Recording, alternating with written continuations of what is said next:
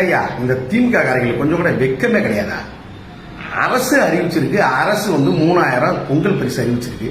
அந்த அரசு அறிவிக்கின்ற சொசைட்டில பணம் கொடுத்துட்டு இருக்கான். திமுக ஈன்னு பல்லு அடிச்சுட்டு போய் என்னோ உன் அப்பா வீட்டு காசை, உன் ஆத்தா வீட்டு காசை, மாமா வீட்டு காசை, நீ மணல்கொலை சம்பாதிச்ச காசை, நீ சத்துணவு வைப்பாளர் போட்ட காசை, ஊழல் பண்ண காசுல எங்கேயோ சம்பாதிச்ச காசை எடுத்து கொடுக்குற மாதிரி என்ன பல்லு அடிச்சு போய் அங்க நிக்கிறீங்க. உனக்கு வெக்கமா இல்ல?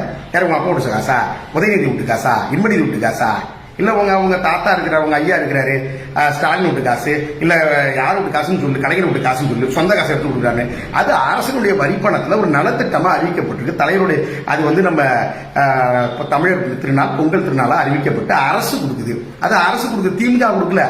நாளைக்கு ஏடிஎம்கே வந்தாலும் கொடுக்கும். என்னோ உன் வீட்டு காசை கொடுக்காம ஈன்னு ஒவ்வொருத்தரும் கிளை செயலாளர், நகர செயலாளர், மாவட்ட செயலாளர் போய் பல்லு அடிச்சுட்டு கொடுக்குறேன். உன் வீட்டு காசை கொடுக்குறியா? என்னைக்காவது உன் வீட்டு காசில் உன் நகர செயலாளர், ஒன்றிய செயலாளர் இந்த தீபாவளிக்கு ஒரு வேட்டி ஒரு சட்டை வச்சு இன்னும் பல்ல போய் அடிச்சுட்டு கொடுப்பல, அந்த மாதிரி கொடுத்துட்டு போக வேண்டியதானே. இங்கே நின்றுட்டு மக்கள் வாங்குற காசை போய் இன்னொரு போட்டா எடுத்துட்டு பெரிய இது மாதிரி உன் வீட்டு காசை கொடுத்தா மாதிரி நீ என்னைக்காவது ஒரு வயிற்ற பச்சு ஒரு டீ வாங்கி கொடுத்துருப்பியா, ஒரு வாய்க்கு ஒரு தண்ணி வாங்கி கொடுத்துருப்பியா? ஏன் நீலாம் உனக்கு என்ன அந்த விளம்பரம்?